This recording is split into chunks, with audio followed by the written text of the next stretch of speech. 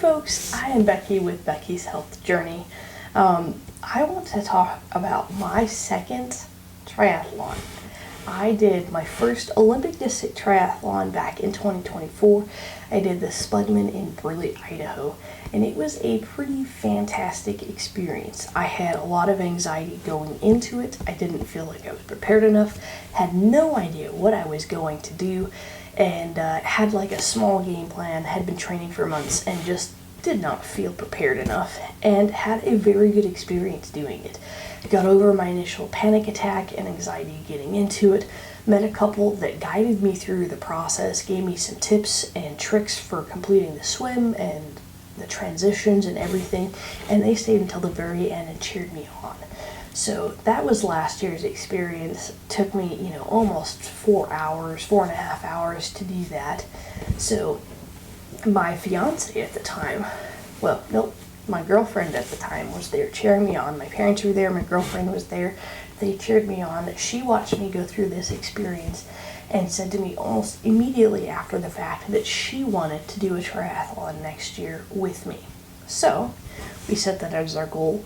We both signed up. On January 1st of this year to put our names in the hat to do the Spudman Triathlon last year. And we got pulled to do it. Now, we're both pretty heavy. We're both overweight. We both have the goal that we want to get fitter, healthier, lose weight, be more active, and have a better lifestyle together. And at the time, we thought we had all the time in the world to kind of train for this and get ready for it, and that did not happen the best way that we wanted it to. So we get signed up, I create training plans, and we start doing it. I end up starting a new job. Our daughter has multiple activities during the week. We're trying to fit everything in, planning out our wedding, preparing for that, and it just kind of didn't happen as much as we wanted it to. One of the biggest hindrances we had was not good access to a swimming pool. And the early months of the year, it's really cold outside, you can't go swimming, and there was no indoor swimming pool within a 45-mile radius of our house to be able to do that. So we would have to travel 45 miles one way to swim and then come back, and that meant finding childcare for our daughter, travel time, and that just was a really big hindrance. So we didn't have as much time swimming and preparing for the swim as I would have liked, as Jess would have liked, but we still went out and did it. We did a couple of long distance bike rides together. We drove down to Boise, 45 miles down the road, and did the Greenbelt. And the biggest bike that we did before that was about 12 miles on the Greenbelt. And that's as close as we got to getting that. Jess and I both worked up where we were walking 3 miles. We could do that easy. And that's the farthest distance that we did. So very little swim. About half the distance on the bike, on a physical bike, and then about half the distance on the walk-run portion of it. So we went into this a little bit unprepared, but we set the goal together and started knocking out on it. And we successfully planned our wedding, got married, went on our honeymoon, went through some stressful stuff in that, and came out on top, because on July 26th, Jess and I completed our first triathlon together as a dynamic duo. And we, I don't want to say cheated, but we kind of fixed ourselves in a better position to start. So last year, when I did this in 2024, I went in the non-competitive race wave, which ended up being race wave 8. I started last, and I had the least amount of time to complete the triathlon. There was a cutoff on the bike to run transition point that I made by about, 10 seconds. And it was really difficult to hit that. And then I was the last one out on the course. They started shutting it down before I finished. I was the last one to come through the finish line, only because my mother and Jess were there saying, no, she's coming. You're not allowed to shut this down till she crosses. So we didn't want to go into that this year. And so we signed up for the elite category. Now I am 200 and almost 30 pounds right now. we are so far from elite, but we knew we wanted that extra time because elite starts in the first wave. They have the most time to do the swim, the bike, and the run portion, and that's what we needed and that's what we wanted. So we started off the swim at 6:50 in the morning, but we'll get to that in a minute. So we did all of this training, planning. I broke it down. I read one of the best books about it. I'll show it to you actually.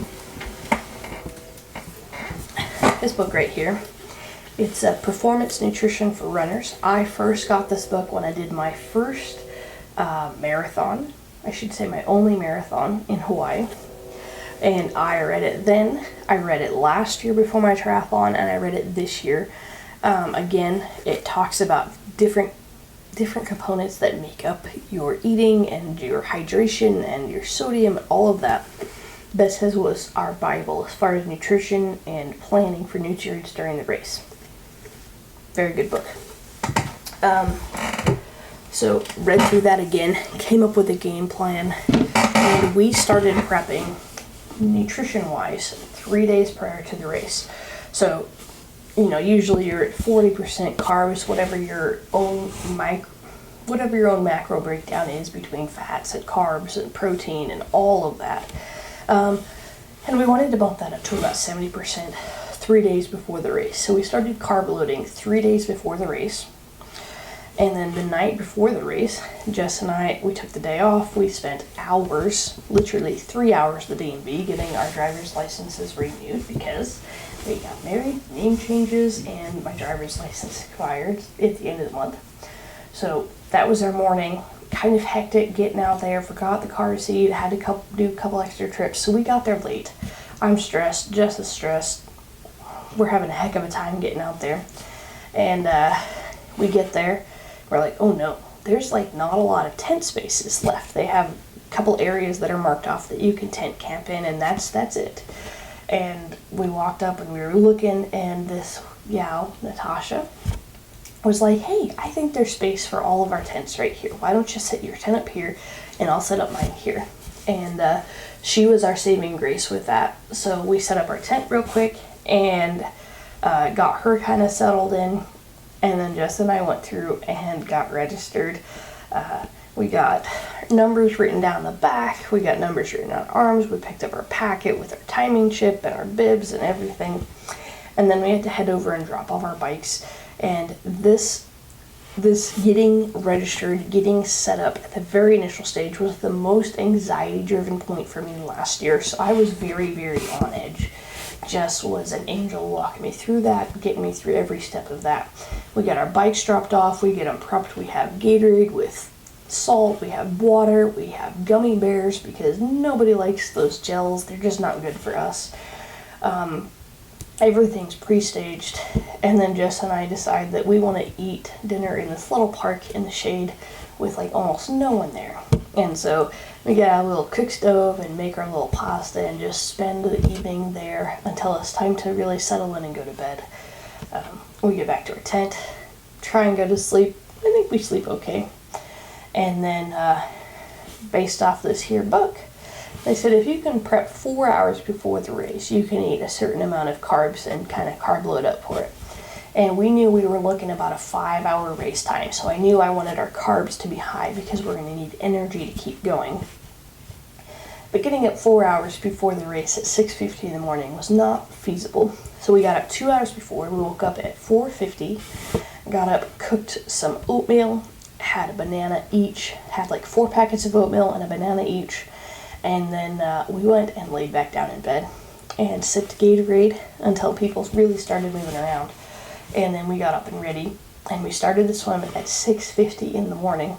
And Jess and I had decided that we were going to do every step of this together. So I'm a slower swimmer, I'm a slower biker, and Jess is slower on the walk. So we kind of knew that going in, Jess was going to she was going to push the pace on the swim and the bike, and then I was going to push the pace on the walk with her.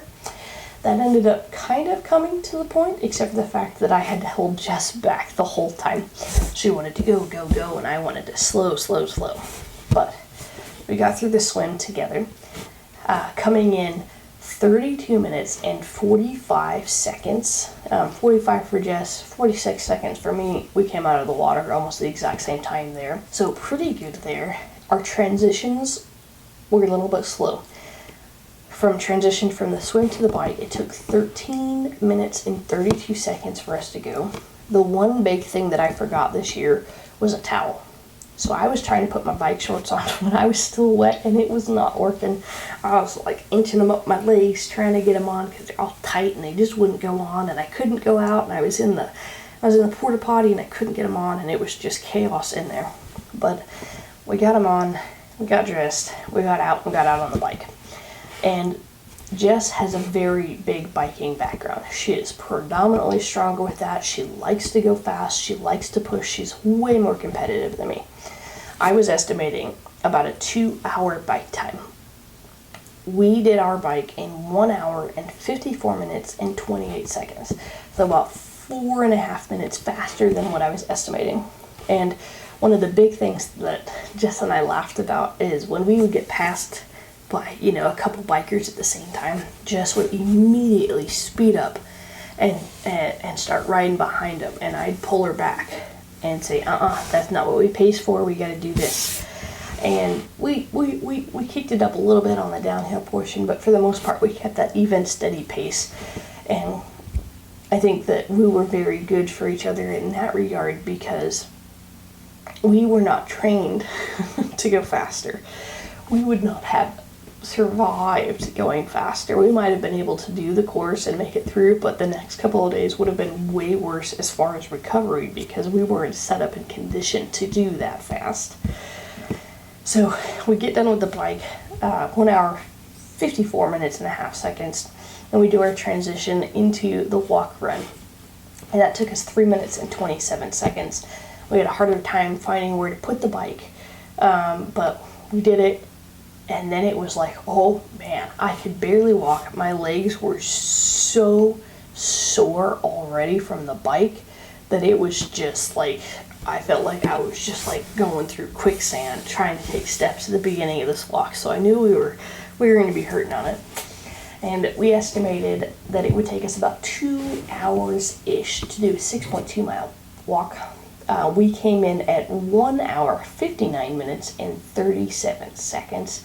So right under that time frame, we did run the last quarter mile of it and into the finish line, of course. But Jess and I, again, kept fighting on that pace. We did the first 3 miles pretty even keel. We were hitting just under 20 minutes a mile. And Jess wanted to push the pace a little bit. And I said, not yet. We need to hold off. And so we held even kill until the very end, and then I was like, hey, now if you want to push, let's push now. We have enough distance that I can maintain this till the end. And that's when we started doing a little bit of walk run, and finished out just before 2 hours. So Jess and I came into the finish line at the exact same time, and they announced that here comes the Hollyoaks, Jessica and Rebecca, and we finished it together. My parents were there. We got cheered on by a lot of people, and total finish time for us was 4 hours, 43 minutes, and 48 seconds. I came in at 48 seconds. Jess came in at 49 seconds. But we were hand in hand doing this together. We both really pushed ourselves, and I think it was a very good experience from having Natasha at the very beginning. We actually ran into her in the middle of the race. She did the short, the sprint distance of the triathlon. Jess and I did the Olympic distance. So we did, the 0.93 mile swim, 24.6 mile bike, and the 6.2 mile run. Natasha did the half version of that, like half a mile swim, 12 miles on the bike, and like 3 miles walk. So she did the short distance, we did the long distance. We started way before her, and right where the bikes meet, coming in at the very end of the bike portion of this, she came right next to us, looked at us and went, hey, you guys are from Mountain Home. And we said, oh my goodness. And she was like, I'm your tent mate. And we had a couple minutes where we talked about the race, and then she, of course, bulldozed on through. But I think having that connection with her from the beginning to the middle of the race to the end of the race. She came up and talked to my parents while we were putting things away and was just a very nice person. Her whole family was there. Nothing but nice things to say about her. But I think having those connections make this race so enjoyable because it felt like we were included and we weren't, outcast, which is what we could feel like because we are heavier and we're not what typical athletes would look like. I mean, we're 230 some odd pounds, so we're big ladies doing this. And I think that Jess and I really noticed that because when we were walking, especially, so many people, good job, ladies, keep going, keep it up, ladies. And we both were under the agreement that it's because we were a little bit heavier and we were doing something that's really big that most people, I think, would look at someone my size and go, nah, I don't think you could really do that. And we did it. We both did it under 4 hours and 44 minutes. We accomplished a triathlon together. We both got our medals at the end, and it was a fantastic feeling. I'm very happy to have done that with Jess and to come out of it with a positive experience and a positive momentum going into the future. I will say that Jess and I were sore. My hamstrings were absolutely shot for a couple days after the fact. My shoulder, I have a bad right shoulder. My shoulder was terrible. Jess's knees were not as bad as she was expecting. There was some muscle soreness, but definitely able to kind of keep going, come right back into life, and take a couple days to rest and recover, and then get back into our routines without a big impact. Neither one of us got super injured. We didn't have any like shin issues or muscle, anything like that. So just muscle soreness, coming out of this, transitioning back to life, which is the best case scenario for us. But I would say that we had a pretty good experience doing this triathlon together. Moving forward, Jess and I both have the goal to lose weight, and I think that's going to be really good for us both. Changing our lifestyle together, adjusting our nutrition, our diet, our activity levels, and bringing that hand in hand with our daughter, who likes to set up little workouts in the front room and do little circuit trainings, rotate through the little exercises she's got set up.